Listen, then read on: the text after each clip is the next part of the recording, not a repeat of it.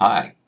Well, it is Monday, April 9th. I pray your Easter Resurrection Sunday celebration was a wonderful one. And we get started today and continue on in 1 Samuel.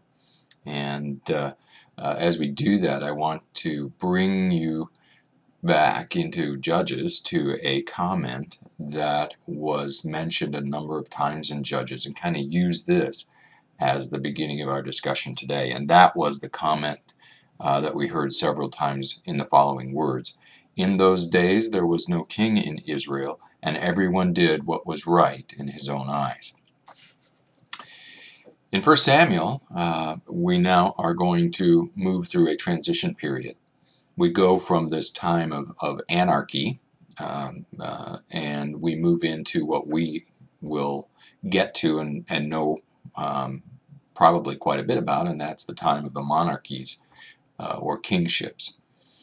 The author of 1st and 2nd Samuel is not really known. Samuel obviously probably did some of it, but since he dies in chapter 25, clearly someone else must have finished that work. And both 1st and 2nd Samuel pretty much are a unified piece, and so you can read them right through together. But they are leading us from this Judges period, where really no one's in charge, ultimately into a period of the kings, with Saul being the first one. Now, so far in the first few chapters of Samuel, we have it begins with a woman who is upset, one of two wives, and she's not able to bear children. Hannah obviously promises the Lord a son to him if she should be blessed to have a son. And sure enough, God answers her prayer. She ultimately gives the son to a priest named Eli in the temple.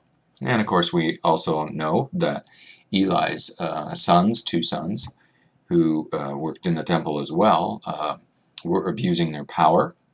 In fact, the Bible says in chapter 2, Eli's sons did not know the Lord. Now, that doesn't mean they didn't know who God was.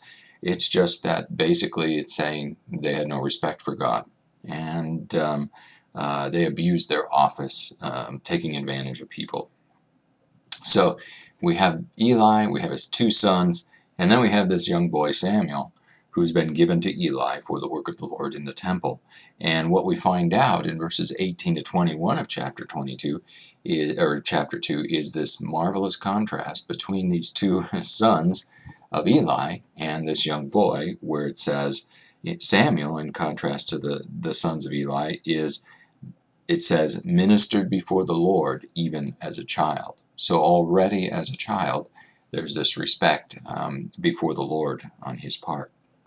God pronounces harsh judgment on Eli, and then we move on.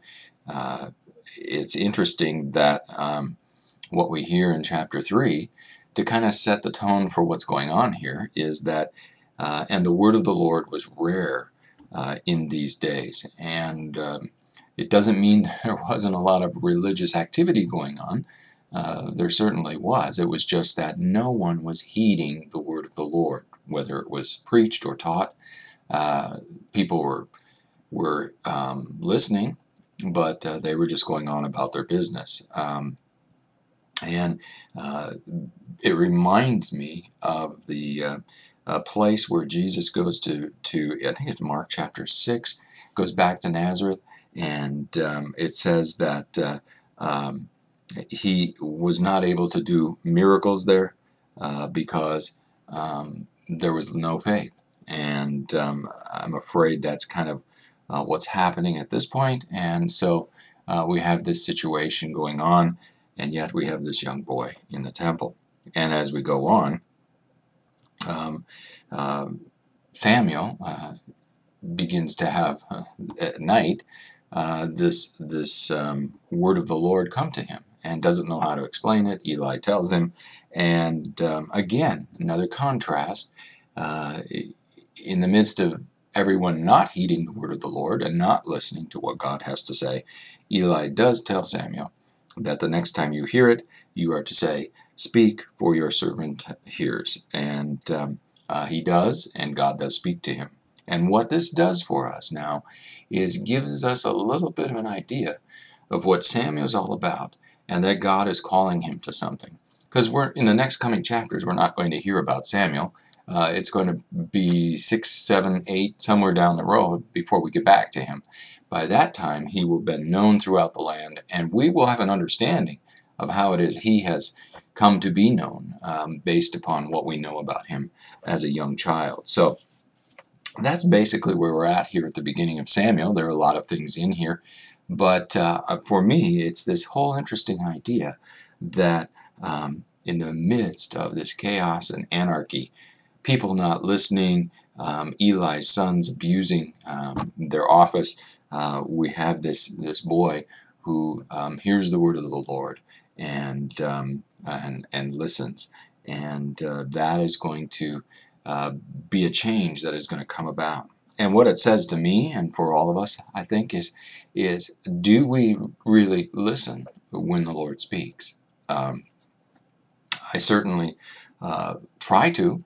However, I think there are many times that I already think I know what God's going to say, or I'm too busy to pay attention. I do my part and then I go off, whether it's my prayer time, my devotion time, or whatever, and I don't take the time to pause and to let God speak. And I think God does want to say some things to me, and I'm praying today that His Spirit will help me to stop and to listen. I think God was trying to tell the people back then some things. I know He was, but the people were not heeding the call. And I think that's a challenge for me, and I think it's a challenge for us as the Christian church today, to be listening for God, to read the Word, to hear the Word, and to be expectantly listening for God to speak and for God to act in our midst. And so I'm going to pray that that will be the case as I continue through this week, and look forward to talking with you again. Have a great day.